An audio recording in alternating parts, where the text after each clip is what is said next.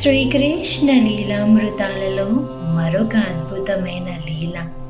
ముగ్ధ మనోహరమైన రూపం, మనసును ఆకట్టుకునే అందం ఆ చిన్ని కన్నయ్యది.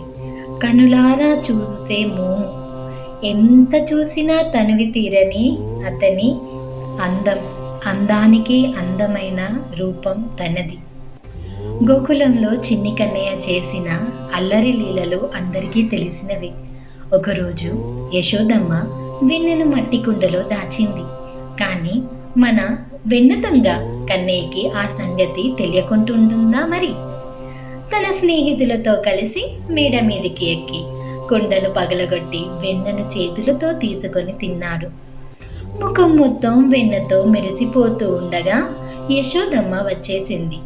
కన్నయ్య, నువ్వే నా వెన్న తిన్నది అని అడిగితే అమాయకమైన మొహంతో నేను కాదమ్మా అని చెబుతూ నవ్వాడు. ఆ ముద్దు నవ్వు చూసి యశోదమ్మ కోపం మరిచిపోయింది. అలా చిన్ని కన్నయ్య తన బాల్యంలో అనేకమైన మనోహరమైన లీలలతో మనందరినీ పరవశింపజేశాడు. జై శ్రీకృష్ణ.